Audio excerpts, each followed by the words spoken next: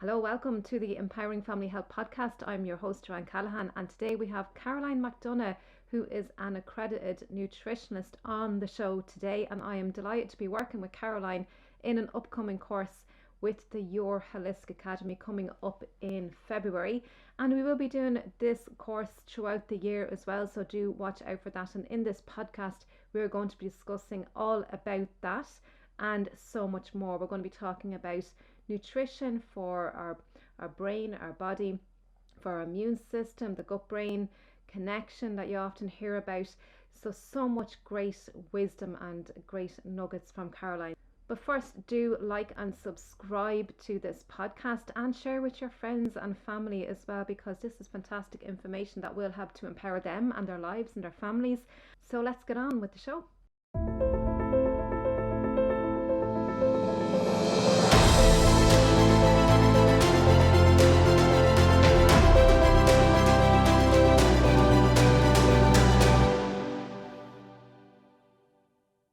Hello and welcome everybody to the Empowering Family Health podcast. Today I have a lovely, gorgeous guest with me today, Caroline McDonagh.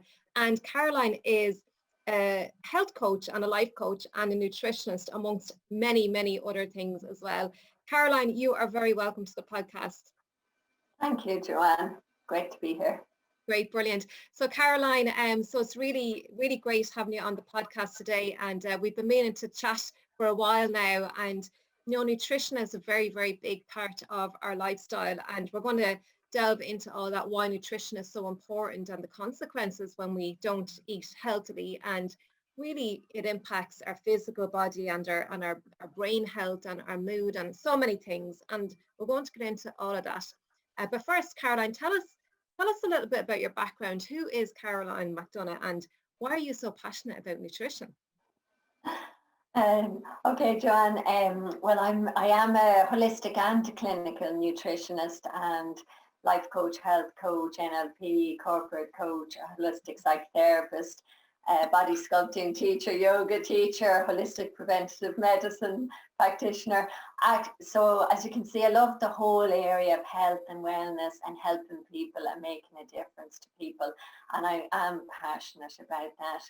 And what got me into all this area was I was very ill as a teenager.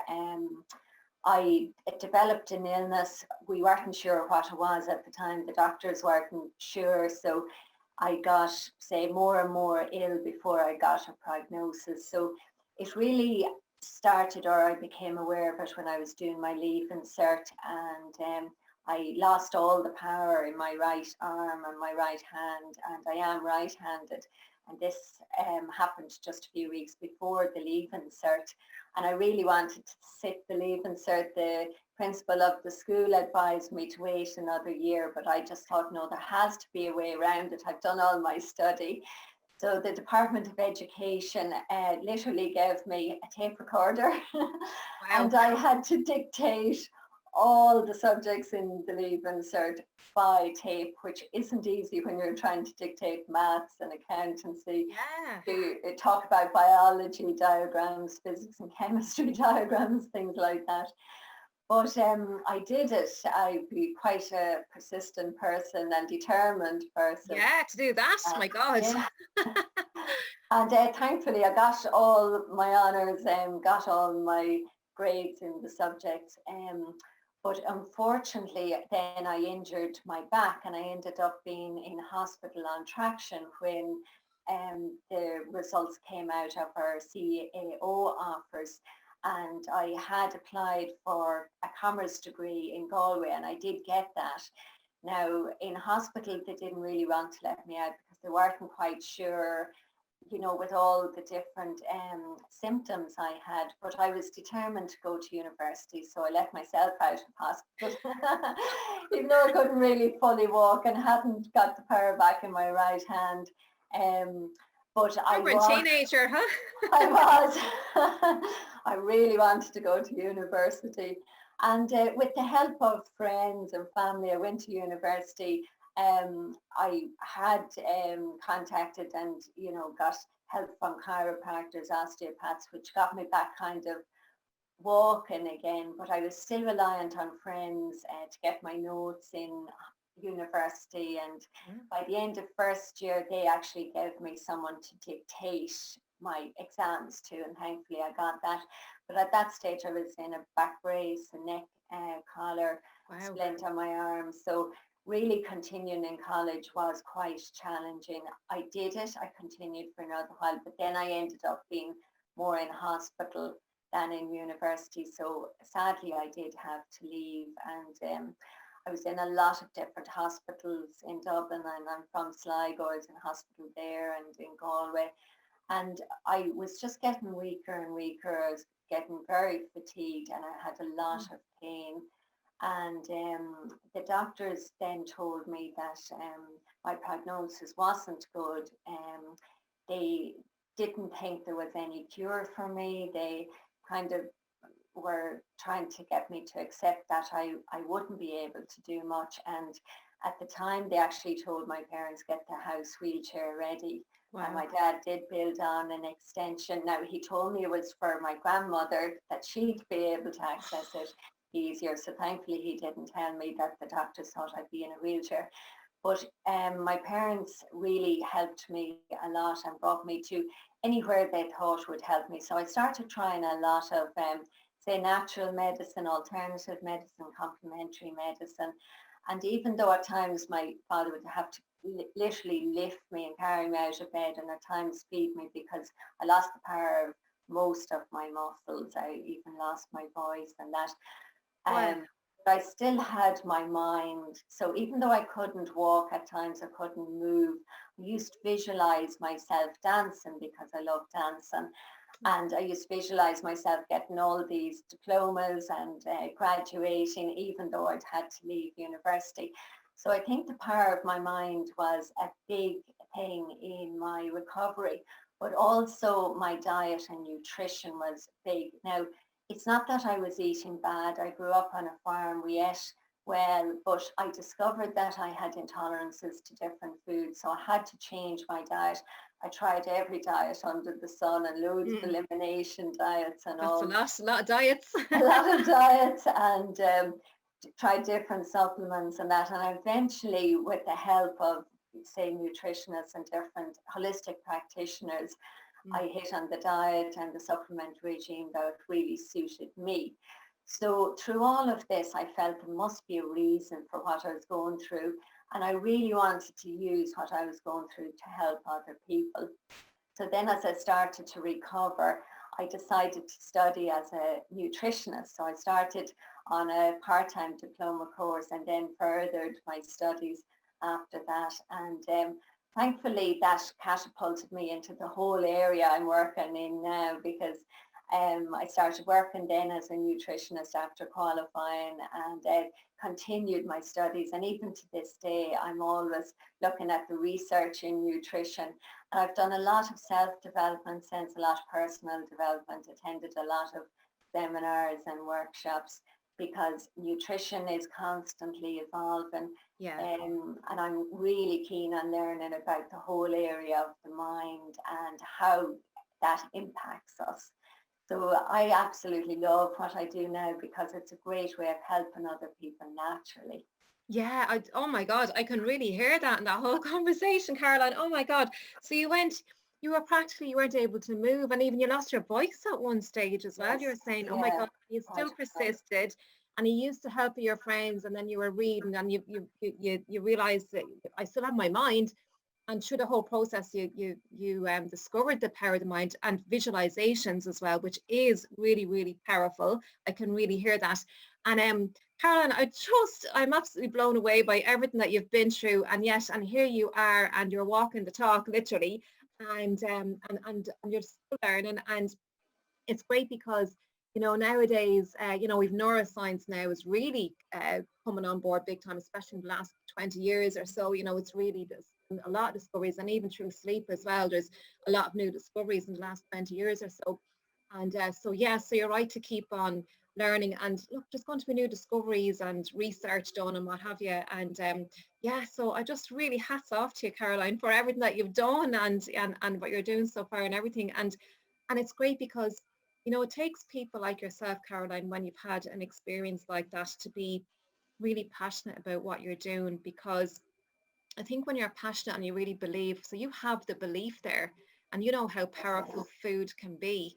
yes. Tell us a little bit about, you know, where food can help us, you know, because we've got our physical body and we talk about food helping with your mood. Tell us about maybe our mood. Let's talk about our mood, because there's a lot of people at the moment with anxiety and depression. And where can food help people in that whole area? It's super important, Joanne. And just to say, I'm a great believer in our innate healing ability that's within us all. But we have to look after ourselves in the right way. We have to give our bodies the right nutrients. Our cells are constantly reproducing, and Yeah. they can only do that according to the quality of the nutrients we take in. So if people live on a diet that's full of processed foods or takeaways or deep fried foods, that kind of thing, without getting enough, we say high life force foods, which would be things like your fruit, your vegetables, your salads, then our bodies may not be getting the right nutrients. So our cells mightn't be replicating correctly, you know, and therefore our cells can age, and a lot of damage can occur in our bodies, you know. So giving ourselves the right nutrition is super important, no matter what area of health we look at. I often use the analogy, you wouldn't put milk in your car Yeah. because it wouldn't go. It would just stop and get clogged up. And yet people put all sorts of processed and devitalized foods into their bodies, and they're expecting them to be well and healthy and energetic, and they're not, you know. But likewise, you mentioned food, the connection with our mood. Now, it affects it in a lot of different ways. And one of the ways would be the blood sugar level. So Yeah. say, for example, if people take in a lot of sugar, now I'm only putting this in simple terms, or if we take in a lot of sugar, our blood sugar goes up, our body produces insulin to deal with it, and then more often than not, the blood sugar goes down lower than before. And then people think, oh, I need another stimulant, whether it's sugar or caffeine or alcohol or cigarettes or some kind of stimulant to boost them again. Yeah. Now, if you're constantly getting those highs and lows of the blood sugar, that absolutely affects your mood. You've probably heard of people being hangry. Yeah. Hungry, angry. You know, when some people's blood sugar levels drop too much and they start getting irritable and annoyed at little things and panicky, and then they eat something and they're normal again. Yeah. I often refer to myself as I'm hungry, that it's come up to 1 o'clock. I have to get some food. Feed her quick.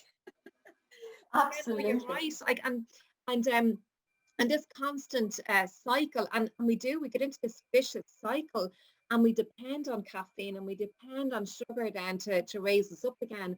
And our body has its own ability to produce energy if we give it the right resources, if you like. And that goes like food, exercise, sleep, all these different pillars, right? And when it comes to sugar is a massive one, because there's so many hidden sugars in foods, isn't there? And sugar is addictive as well, isn't it? Because it tastes so good. Yeah, and sadly, a lot of people don't read labels. Yeah. And there's sugar in foods now that we'd never expected to be sugar in. Like there's sugar in some packets of smoked salmon, and yet you'd never think of putting sugar on your salmon. Yeah. There's sugar in some of our processed meats, some of the ham, processed turkey, those kind of meats. Sugar in tins of peas. There's lots of sugar in some of the brands of tomato ketchup. There's lots of sugar in some of the cereals. So with some people, even by the time they've had their breakfast, they've had more than what they should take in sugar for the day.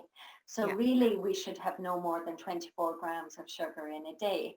And each teaspoon is about 4 grams. So the World Health Organization recommends no more than 6 teaspoons a day. But take your average can of fizzy drinks, and I don't want to name any names, but that can be about 10 teaspoons of sugar. So you've gone over your limit for the whole day with just one of those. So people really have to be aware of hidden sugars.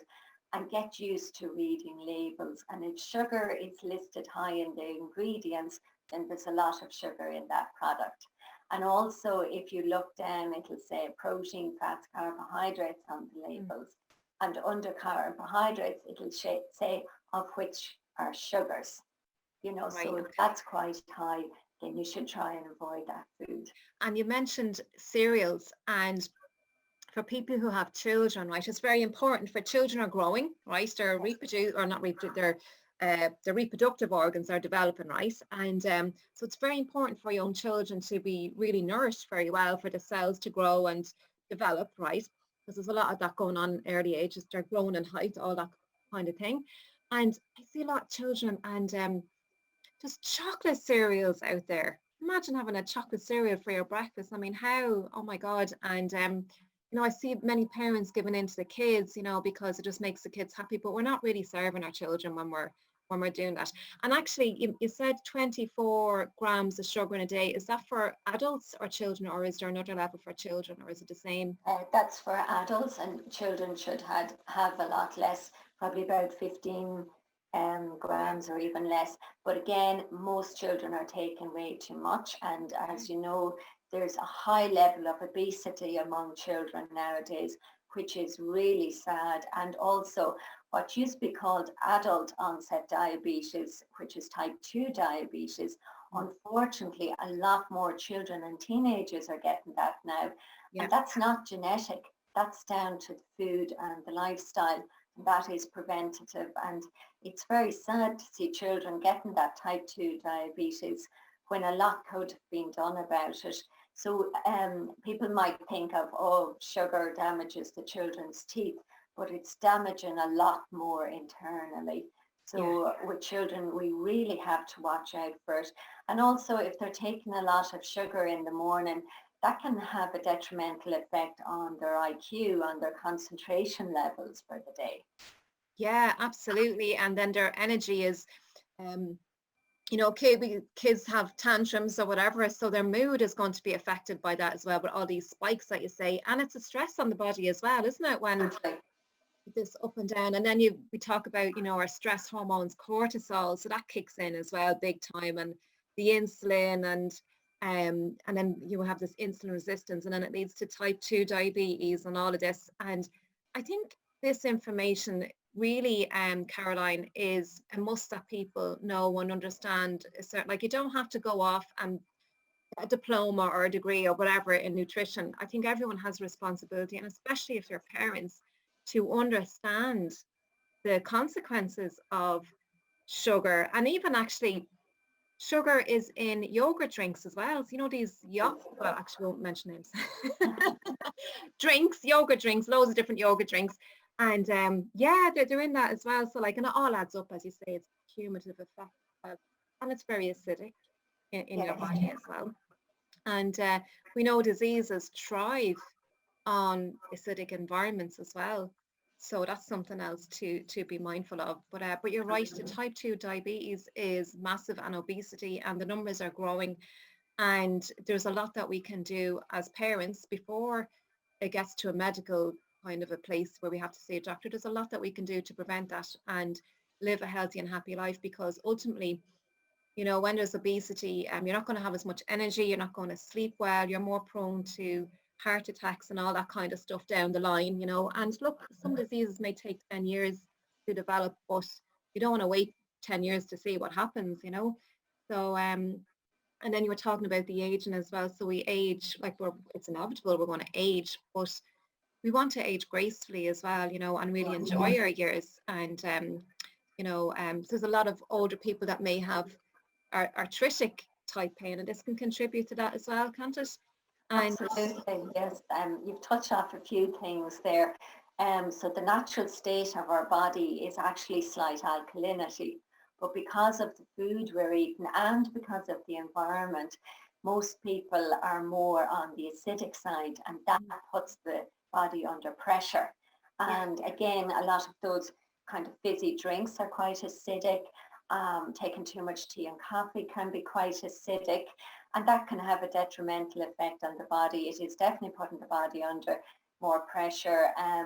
the body's always trying to stay alkaline to the point where it will actually leach alkaline minerals to keep the system alkaline, you know. So it's very important to get those alkaline minerals in with your food, and alkaline minerals will be ones like your calcium, your magnesium, your zinc, your potassium, and they're in abundance in natural foods like your fruit and your vegetables. So I'd encourage everyone, children and adults, to have a minimum of 5 portions of fruit and vegetables a day, but preferably 10 portions. The World Health Organization now are saying at least 7 to 10 portions, you know. So take those in, take your fruit as snacks, take lots of your vegetables, take your salads, even with children, if you cut up celery sticks and carrot sticks and make a nice natural dip like hummus or something like that, and give them those as snacks, and keep away from sugary foods. Like, I'd really advise that people keep their foods as close to nature as possible. Whole foods, natural foods, real food, not processed. If you see foods and they've tons of ingredients in them, you have to wonder, because if you go out and you pick, I don't know, say cabbage from a field, ingredients in it, it's full of natural life force, it's full of vitamins and minerals, and you feel better when you start eating those type of foods, you know. So I'd advise people, go to your local farmers markets, buy fresh natural foods as much as possible, and incorporate that into the diet. And you also mentioned about that people can get arthritic as they go older, and one of the reasons for that can be having too much acid in the system. And you mentioned that because our body is so intelligent, and it's always trying to balance, it's always trying to balance everything, right? And because it wants to be in that prime kind of state for it to do its thing, because the body is just so intelligent. And magnesium, you mentioned magnesium and zinc and all those wonderful minerals, and many of us are deficient in them. And one of the reasons is, okay, we're maybe eating too much processed foods, and we're not eating the real foods, as you say, the grown foods, but it leaches from our bones, because our bones are alkaline with the minerals in it. So that's the body been really, really intelligent, but there's a consequence, and this is what can contribute to all this osteoporosis or whatever, and arthritic pain and what have you. Now, I only found that out, Caroline, a few years ago, and I was like, oh my God, that makes so much sense. So if people actually knew this, then they might take it upon themselves to do something once they're aware. But and I think there's like 80% of people or 85% of people that are naturally are deficient in magnesium. And this is one of the biggest minerals that we need for sleep. In fact, a lot of people are deficient. It could be just as simple as taking a magnesium supplement or getting it from your foods or whatever. You talked about eating real foods, so foods that are grown, and you also spoke about life force. So I really believe in, because plants are alive and they have energy, and the sunshine in those plants, like we are electric beings, if you like, and we do emit photons, but the naked eye can't actually see it, but it is there. We do emit photons, and so it's really important that we get the sunshine as well through the foods, and that life force energy through the foods. But many of us are eating dead foods, wouldn't that be true? Right. Yeah. A lot of people are eating very processed foods and ready meals and takeaways, sadly. And I know they might think it's convenient, but really it doesn't take long to cook food naturally and from its natural state. It might take just being a bit more organized, having your right shopping list, but you will feel the benefits from it. You know, like if people have, say, a good healthy breakfast and lunch, they're less inclined to have that mid-afternoon slump. But if someone is eating sugary foods early in the day and for lunch, then they'll probably have that mid-afternoon slump, you know. But if you eat the right type of foods, it will help you feel more energetic and definitely help you feel well in yourself, and you're giving your body the nutrients it needs. And the thing is, when we take nutrients into our body, because of that great intelligence inside of us, it uses the nutrients for where it thinks it needs it most. So say, for example, zinc is good for our hair. And we might think, right, great, I'll take zinc and my hair will grow better. But zinc is also very important for your immune system. Yes. And for lots of other functions in the body. So when you take in the zinc, your body will use it for those vital functions first. And then what's left over will go, say, to our hair and our nails and our skin. Yeah, it's so great, Caroline, like the intelligence of the body, and it will use what it needs first, as you say. And hydration is a very big one as well, and like that, the brain and all the neurotransmitters and everything, so that instructs it. Like the nervous system is if you want to talk in hierarchy terms, we talk about the circulatory system, the immune system, but the brain is what instructs most of the body. So when you talk about hydration, the brain will take the water first because it uses the majority of the resources of the body, so yeah, so it's so great how, and really, Caroline, it's really down to providing the body with what it needs, because the body will always work at getting you into balance, and everyone is different as well, Caroline, aren't they? Like there's the general guidelines, but everyone is a unique individual. That's why it's important for you to listen to your body, and if you feel a pain somewhere, or if your stomach is not feeling well, what did you just eat? Maybe it's a food intolerance, or not a lot of people have the leaky gut. So we talk about leaky gut an awful lot these days as well. And your gut is really, really important, because so much of your immune system is actually in your gut. There was so Caroline, we are actually doing a collaboration together. Yes, I'm very excited about this, Joanne. Yeah, and I want to talk a little bit about that. So, we talk about the pillars of health: exercise, nutrition, sleep, stress management, all these different pillars of health that really have us be healthy and happy and successful in life, whatever that is for you. And really, all these aspects are very important. And the two of us are coming together to collaborate nutrition and sleep. And because the two of these are really, they're really complementary to each other. And without the right nutrition, the right ingredients to make the sleep hormones, good sleep is not possible, and vice versa. When we have good sleep, sleep really helps to repair the body and prepare it for the next day ahead. And it does so much, it flushes out toxins in the brain, and really sleep is all about healing, repair, and so much more. Like we dream, and our emotional health, everything. So we're coming together, Caroline. Can you talk to us a little about, to our listeners, about what it is that we're collaborating together on, and the different modules, what topics that we're going to be covering on the program? Sure. Yes, we're doing a 6-week course starting on the 18th of January. And really it's going to be like a series of master classes. So I'll do 3 and you'll do 3, Joanne. Yeah. And so we'll be covering the topics we feel are most essential to help people really enhance their energy, their performance, their vitality, be at their optimum health. Yes. So the first modules, I'm going to start by talking about the importance of a balanced diet. Most people are out of balance. They're not aware of how essential it is to have the balance between all our macronutrients and micronutrients, rather than going off and doing some diet from a book or a crash diet and that. And also I want to talk a bit about weight management, because I don't know if you're aware, but 95% of diets fail. Yes, yeah, I'm aware of that, yeah. And then if you go on diets, and you may lose weight very quick, am I right in saying this? And then and then after you finish your diet, the weight just piles back on, so you're on and off of diets all the time. So there's a lot to understand in that. Yeah, because people will have affected their metabolism. So for instance, if they do a diet and it's low in protein, that can affect their metabolism.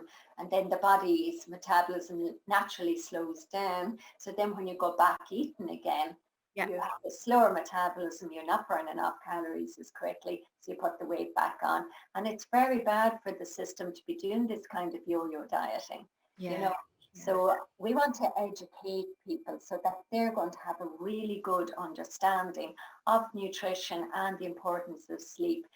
Now we will hold our hand throughout this, and we're setting up a Facebook group specifically for the attendees of this course.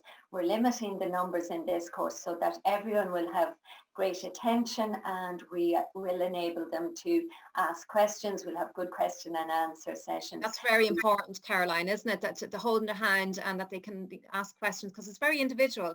So so that's why we're doing it, and limiting the numbers as well, because we need to make sure that everyone has the unique attention as well. Isn't that right? Yeah, absolutely. And then the immune system is a huge topic, particularly with everything that's going on at the moment. As nutritionists, we often say your immune system is your first line of defense. That's true. So it's super important that we take in the right nutrition to support and stimulate our immune system. And obviously from the sleep point of view, it's important as well. Yeah, and you know, something that I discovered when I was writing my book, actually, and it was from Matthew Walker, and he said, and these are published research work, that you know, up to 70%, obviously depend on how your immune system is, but if you don't sleep, if you sleep for 5 hours or less, okay, it can actually dramatically, between 50 and 70%. Now that's massive.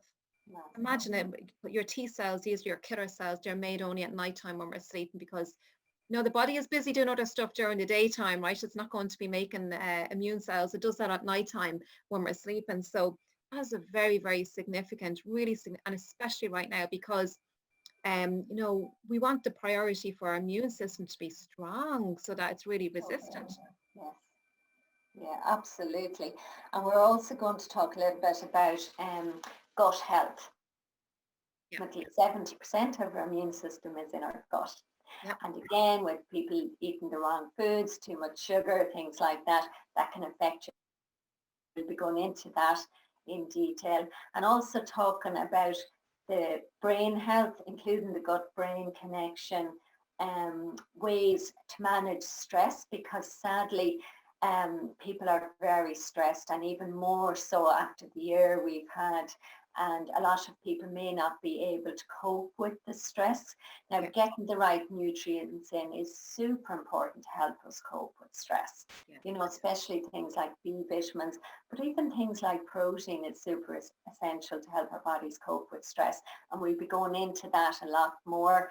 Again, we're going to be talking a bit about the mind, because our mind is super important. You've probably heard the saying, you are what you eat and think, or what you think. Absolutely. In different ways. So our mind is super important. The way we think, and we be talking to people and holding their hand to help them grow visualization. I think that's a really, really important a topic of conversation to have in any program, especially if you want to have a transformation, because the transformation is not going to work unless you really believe in it, that you believe it's possible, that you can visualize it, that you can see it, and that you really want it as well. So what is the reason why do you want to be healthy? Because some people don't, actually. Some people like to complain because that's how they get attention. So and it's true. So why do you want to be happy? Why do you want to have more energy? Why is it important to you? Why do you want to be able to perform well and get more done during the day? So, and many people have answers to that. So it's really important to connect that on the whole mindset, if you like, and your perspective. Because so many things, Caroline, I often say is when I'm talking about sleep, people say things like, oh, I'll sleep when I'm dead, or I don't have time for sleep. Imagine. And that really comes true, because what you focus on, you get that. So it's really important, the whole mindset. It is a big part of it, Caroline, isn't it? To really have success and to have that transformation. So especially in January, it's a great time to do our goal setting, get very clear on the goals, because the bigger the person's why, we'll say, for example, for getting healthy, the more committed they'll be. But we are going to help them with that path as well, you know, to work out their goals so that they're very clear, very specific, that they're committed to their goals, and we help them along the way of achieving their goals. Yeah.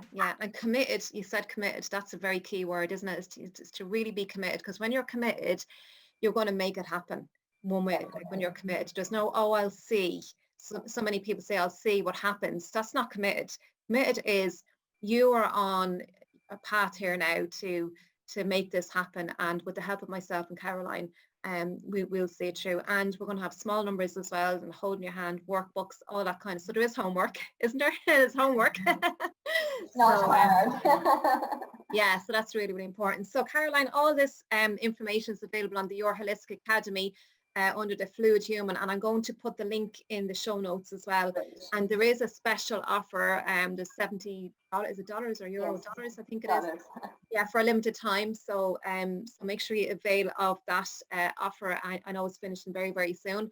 So so we put the show notes, we put the link in the show notes as well. So Caroline, we're coming to the end. I think we've covered everything about the program, and it starts the 18th of January. That's very important as well. So and it's on Your Holistic Academy. So Caroline, what last parting words would you say to people? Why is it, in your opinion, really important to eat healthy and really, you know, have good nutrition for your body? What's the, like, to give, to make people really empowered, to give them the choice? That's what it's all about, really, isn't it? People need to know they have the choice, and that's where you get your empowerment from. So what message would you give to people, Caroline? Well, your health is your wealth. A lot of people might have heard that, but it really is your wealth. There's no point having lots of money if you're burnt out and stressed and fatigued and not able to enjoy life. We're here to enjoy life to the full.